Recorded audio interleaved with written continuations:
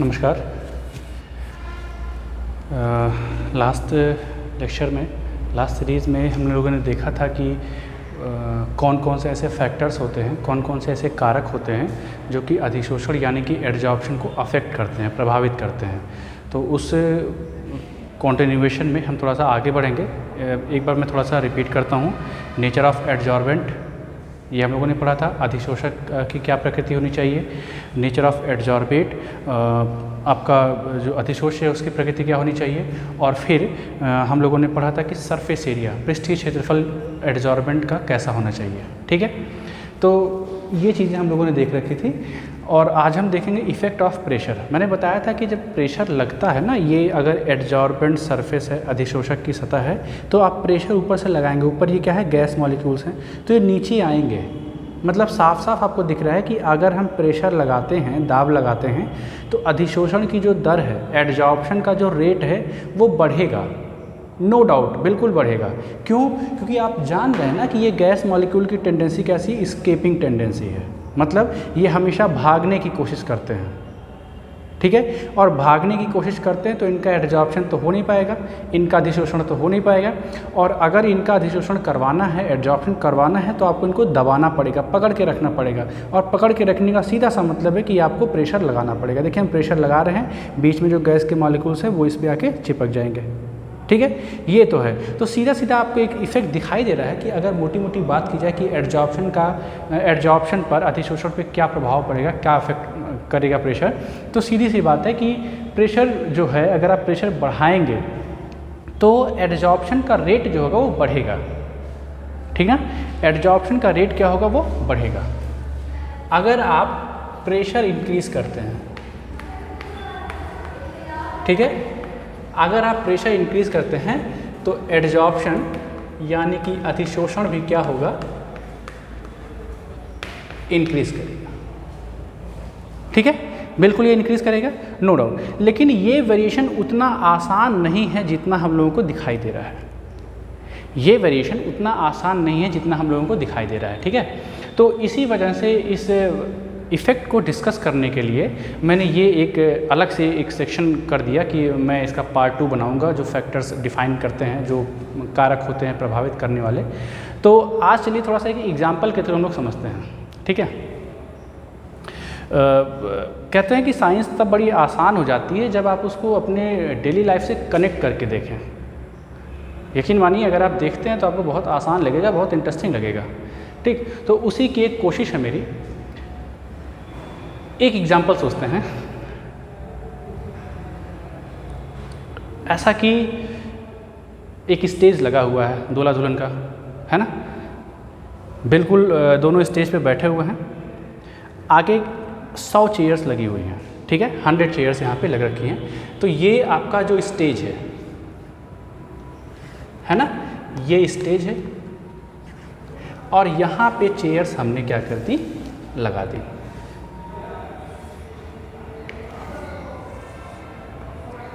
अब ये चेयर्स आप बिल्कुल एनालॉगस समझेंगे, अभी आप खुद समझ जाएंगे मैं क्या कहना चाह रहा हूँ। बस आप एग्जाम्पल को ध्यान से समझ लीजिएगा।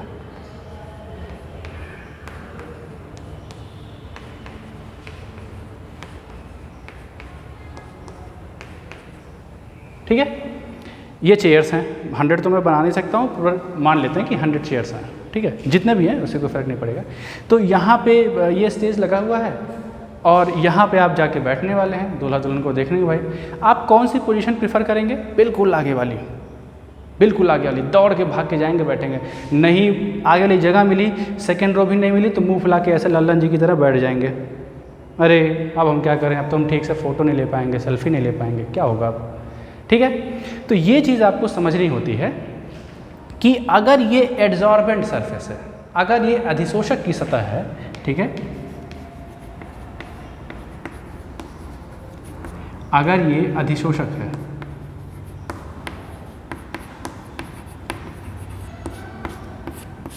ठीक है, तो जो मॉलिक्यूल्स पहले आते हैं,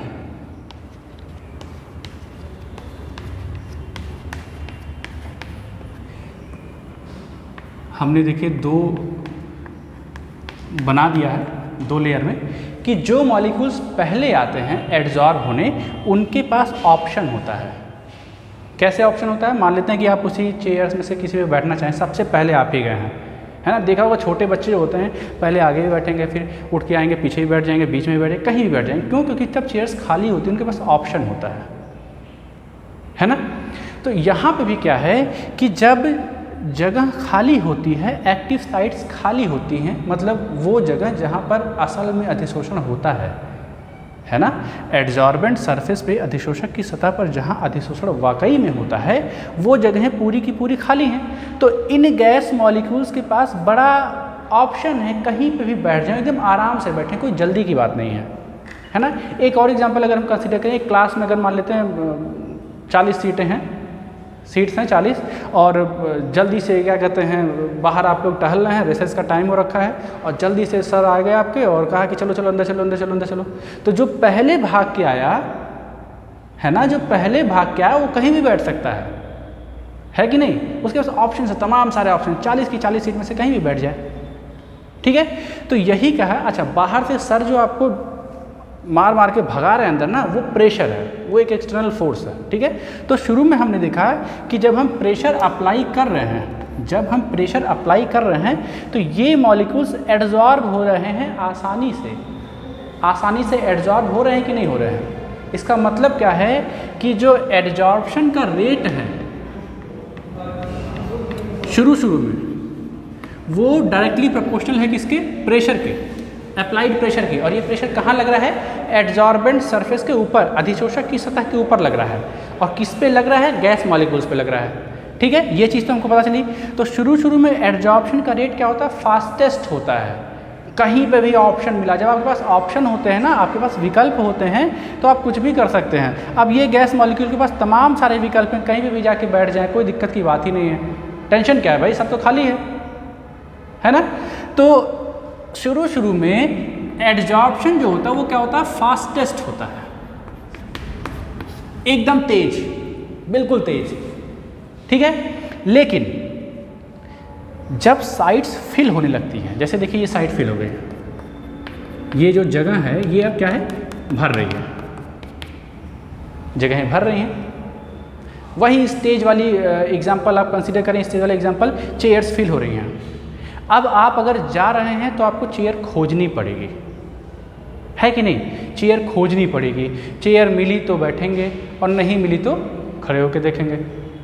सर ने आपको अंदर की तरफ मार मार के भगाया, अंदर सीट अगर खाली है तो बैठेंगे, नहीं खाली है तो और मार खानी पड़ेगी, ठीक है। फिर क्या है, उस प्रोसेस में हो सकता है आपको सीट खोजनी पड़ जाए। अंदर आने के बाद आपको सीट, अरे यहाँ बैठा लो, यहाँ बैठा लो, वहाँ बैठा लो, ऐसे तमाम सारी चीज़ें करेंगे। जल्दी में है, बहुत जल्दी में है, ठीक है। बाहर से कभी भी मार पड़ सकती है।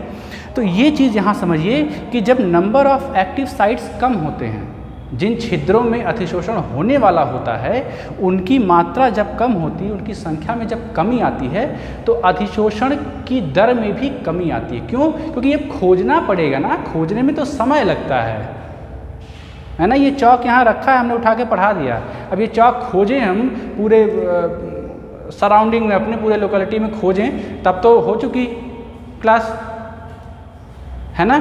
तो खोजने में समय लगता है, और समय लगने का मतलब है कि एडजॉर्प्शन जो है, जो अधिशोषण है, उसकी दर में कमी आ रही है, उसके रेट में डिक्रीज़ हो रहा है। लेकिन फिर भी लोग बैठेंगे, चेयर्स खाली हैं तो लोग बैठेंगे, सीट खाली है तो स्टूडेंट्स बैठेंगे, लेकिन उस रेट से नहीं बैठेंगे जिस रेट से पहले बैठ रहे थे।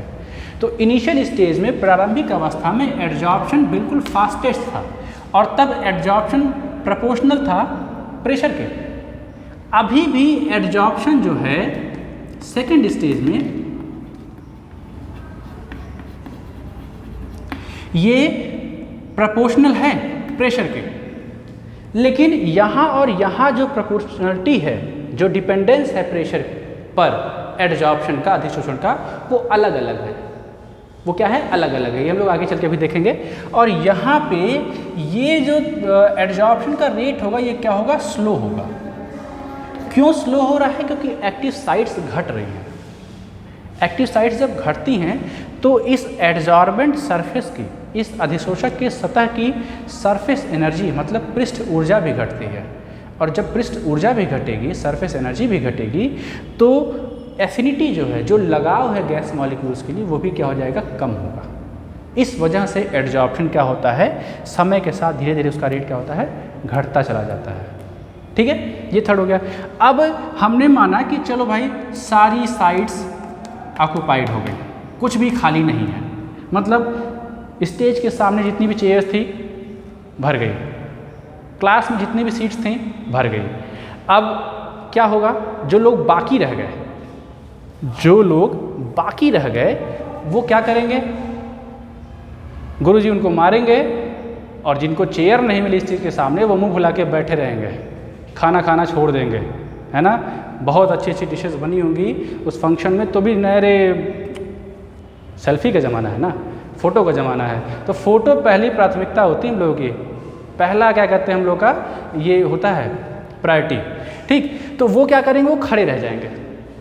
अब आप कितनी भी कोशिश करें भाई जगह ही नहीं है तो कहाँ बैठाएंगे, सर पे तो नहीं बैठा लेंगे, है ना, जगह ही नहीं है तो कहाँ बैठा लेंगे। और यही रीज़न है कि थर्ड स्टेज में जब number of active sites full हो जाते हैं, जब छिद्र पूरे के पूरे भर जाते हैं अधिशोषक की सतह के, एडजॉर्बेंट सरफेस के, तो एडजॉर्प्शन जो होता है,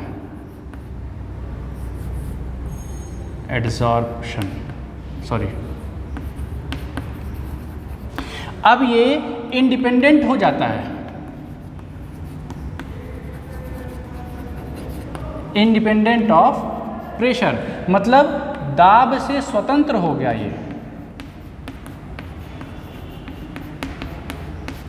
दाब से ये क्या हो गया, स्वतंत्र हो गया। कितना भी दाब लगा लें भाई, क्या करेंगे, मार नहीं ना डालेंगे, जगह ही नहीं है तो कहाँ बैठाएंगे। ठीक है, तो ये तीन चीज़ें यहाँ पे हम लोगों ने देखी कि एडजॉर्प्शन बढ़ता है, अतिशोषण बढ़ता है, लेकिन इतना आसान नहीं है उसका बढ़ना।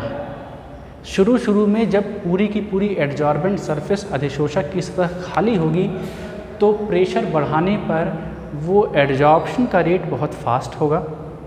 धीरे धीरे जब एक्टिव साइट्स फुल होती जाएंगी, वो छिद्र जिन पे अतिशोषण होता है वो फुल होते जाएंगे, तो एडजॉर्प्शन का रेट स्लो हो जाएगा। और जब सारे ही भर जाएंगे तो क्या करेंगे प्रेशर लगा के, तो खुद ही आप थक रहे हैं, बेकार का काम आप कर रहे हैं। ठीक है, क्यों, क्योंकि जगह ही नहीं है, तो फिर क्या काम कर लेंगे आप, कुछ नहीं कर सकते आप। तो प्रेशर लगाएं चाहे ना लगाएं, कुछ नहीं, काम नहीं हमारा बनेगा। ठीक है, तो ये होता है एडजॉर्प्शन कैसे वेरी करता है, कैसे बदलता है विथ प्रेशर। अब इस चीज़ को एक ग्राफ के थ्रू भी हम लोग समझते हैं। ठीक है,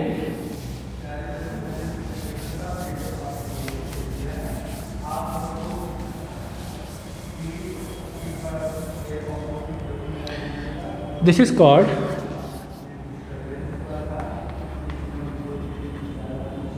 फ्रेंडलिक एडजॉर्प्शन आइसोथर्म। ठीक है, फ्रेंडलिक अधिशोषण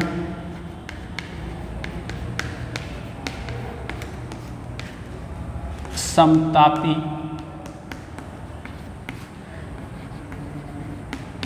वक्र। First of all, this is an empirical relation.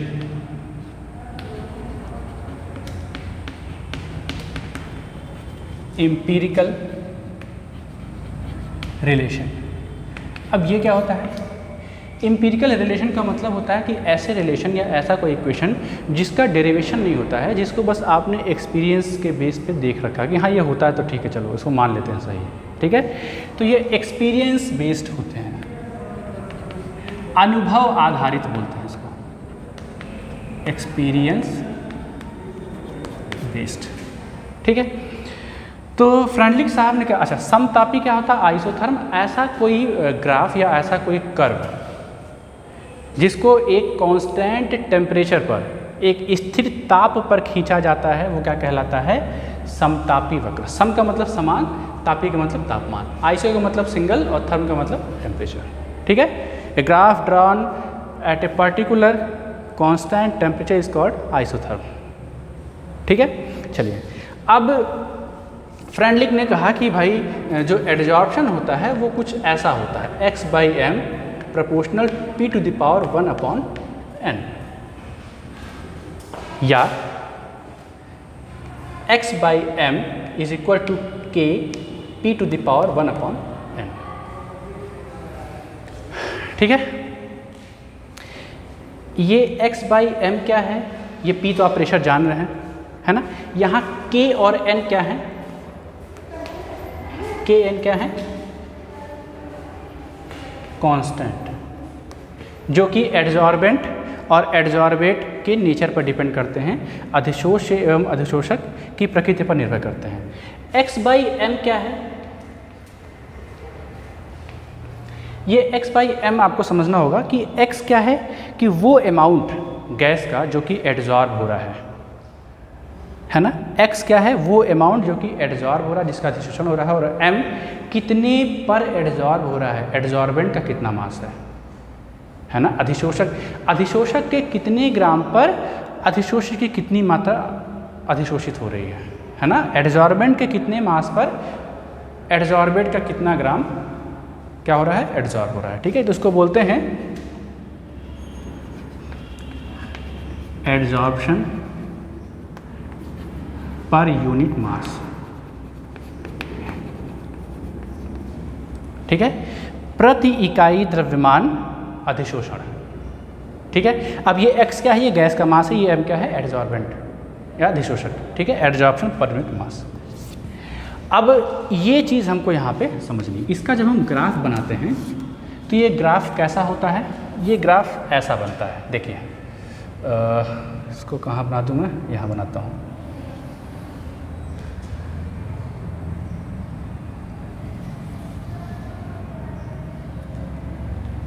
ठीक है, ये सीधा बन जा। हाँ, ये है प्रेशर। ड्राइंग बहुत अच्छी नहीं है, बस थोड़ा सा एडजस्ट करेंगे आप। ये एडजॉर्प्शन है, ये प्रेशर है। तो ये ग्राफ जो बनता है ना, शुरू में बिल्कुल सीधा चलता है, ये चला, और फिर जा करके थोड़ा सा कर्व होता है, इसका एक हम्प आता है, पुबर जिसको बोलते हैं हिंदी में, और फिर जा करके ये पूरा ऐसा हो जाता है। देख रहे हैं, इस ग्राफ के 3 एरिया हैं, A से लेकर के B तक जहाँ ये बिल्कुल सीधा है, B से लेकर के C तक जहाँ ये थोड़ा सा कर्व है, मतलब ये वक्र फॉर्म में है, और C से लेकर के D तक जहाँ ये बिल्कुल फ्लैट है। ठीक है, तो चलिए समझते हैं। अधिशोषण या एडजॉर्प्शन यहाँ पे स्टार्ट हुआ है ना, अधिशोषण या एडजॉर्प्शन इसको बोलते हैं, यहाँ पे स्टार्ट हुआ है। स्टार्टिंग में रेट ऑफ एडजॉर्प्शन मतलब अधिशोषण की दर सबसे तीव्र होती है, फास्टेस्ट होती है। तो उस केस में बिल्कुल लीनियर हमको मिला, रैखिक परिवर्तन आ रहा है ये। ठीक है, तो यहाँ से यहाँ तक के लिए x/m की जो वैल्यू होगी, ये क्या होगी, k p का पावर 1। अगर हम ये ऐसा लिख रहे हैं तो ये किसका इक्वेशन है, किसका समीकरण है, ये स्ट्रेट लाइन का इक्वेशन है। देखिए A से लेकर के B तक ये स्ट्रेट लाइन ही तो है, ये A से लेकर के B तक क्या है, स्ट्रेट लाइन है। और इस केस में अगर P का पावर 1 है तो इसका मतलब N की वैल्यू कितनी होगी, 1 होगी, तभी ये पॉसिबल है ना, तभी ये क्या है, पॉसिबल है। फिर B से लेकर के C में आपने देखा कि अधिशोषण की जो दर होती है थोड़ी सी स्लो होती है। यहाँ देखिए थोड़ा सा स्लो दिख रहा है कि नहीं दिख रहा है, जिस रेट से यहाँ पे बढ़ रहा था यहाँ पे थोड़ा सा स्लो हो गया। तो जब स्लो हो गया है तो ये वो वाला केस है जब थोड़ी एक्टिव साइट्स फिल हो गई थी, थोड़ी सी बाकी रह गई थी। ठीक, अधिशोषण हो रहा है, एडजॉर्प्शन हो रहा है, पर उस रेट से नहीं हो रहा है जिस रेट से पहले हो रहा था। तो x/m k p का पावर 1/n, यहाँ पे n ऐसे ही है ना, और ये n जो है ये n वेरी कर रहा है 0 से लेकर के 1 के बीच में। क्लियर ना, 0 है ना 1 है, इन दोनों के बीच में है। और सी से लेकर के डी के बीच ये वो एरिया है, ये वो रीजन है जहाँ पर सारी की सारी एक्टिव साइट्स क्या हो चुकी हैं, फिल हो चुकी हैं। क्या हो चुकी हैं, फिल हो चुकी हैं। और जब वो फिल हो चुकी हैं तो आप कितना भी प्रेशर लगा दे, देखिए हम प्रेशर बढ़ा रहे हैं लेकिन ये ग्राफ ऊपर जा रहा है, क्या ये तो बगल में ही जा रहा है भाई, अब हम होंगे ही नहीं, आप कितना भी प्रेशर बढ़ा लो, हमारे पास जगह ही नहीं, क्या करें, मतलब मजबूरी है बहुत, ठीक है। तो इस केस में x/m जो थर्ड रीजन है, जो थर्ड एरिया हमको मिला, x/m equal to k p का पावर 0 है ना, या इसी को हम लिख सकते हैं x/m is equal to k constant. मतलब अब एडजॉर्प्शन इंडिपेंडेंट हो गया प्रेशर के, प्रेशर कितना भी लगा है एडजॉर्प्शन नहीं होगा। इस केस में n की वैल्यू क्या होगी, 1/n की वैल्यू कितनी होगी, सॉरी यहाँ लिख लेते हैं 0, ठीक है, ये इंडिपेंडेंट हो गया। तो ये था फ्रेंडलिक एडजॉर्प्शन आइसोथर्म। इसका आप दोनों साइड लॉगरिथमिक वो कर लें, कैलकुलेशन कर लें तो आपको कुछ ऐसा भी मिल जाएगा, करके दिखा देता हूँ।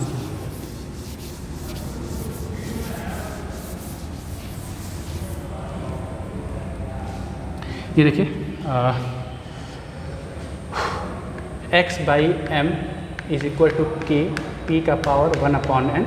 हम लॉग ले लें दोनों साइड तो हमको क्या मिल जाएगा, log x/m is equal to log k plus 1/n log p। मिल जाएगा कि नहीं मिल जाएगा। अब आप इसको प्लॉट कर लें सिंपल, तो कंपेयर करेंगे तो ये हमारा y एक्सिस हो जाएगा और ये हमारा x एक्सिस है, और y equal to mx plus c से जब कंपेयर करेंगे तो ये क्या हो जाएगा, m होगा और ये क्या होगा, c होगा। इसको प्लॉट करेंगे तो ये इक्वेशन, ये ग्राफ कैसा ड्रा होगा, ये कुछ ऐसा ड्रा होगा।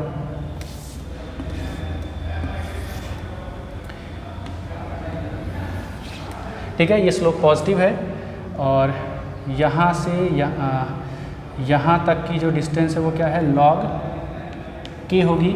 ये एक्सिस जो हमारा है वो क्या है, log x/m है, ये log p है, और इस लाइन का जो स्लोप है थीटा वो कितना है, 1/m है। तो ये पूरा का पूरा एडजॉर्प्शन कैसे वेरी करता है प्रेशर पे, ये चीज़ पूरी थी, ठीक है। तो इसको आप ध्यान से समझ लें, बड़ा इम्पॉर्टेंट है ये किसी भी कंपटीशन के लिए। ये मोनोलेयर थ्योरी से रिलेटेड है, और भी मोनोलेयर थ्योरी एक और है, लैंगमुइर एडजॉर्प्शन आइसोथर्म, वो आपको अभी जानना नहीं है। और मल्टीलेयर थ्योरी भी होती है, बीटी इक्वेशन होता है, बीटी थ्योरी होती है, वो सारी चीज़ें अभी आप फिलहाल नहीं बताई जाएंगी आपको, ठीक है। तो वीडियो अगर आपको पसंद आया तो लाइक करें, कमेंट करें, सब्सक्राइब करें और शेयर जरूर करें। Thank you. कमेंट बॉक्स में अपना रिएक्शन जो भी है, अच्छा बुरा जैसा भी लगा, आप उसको शेयर करें। Thank you.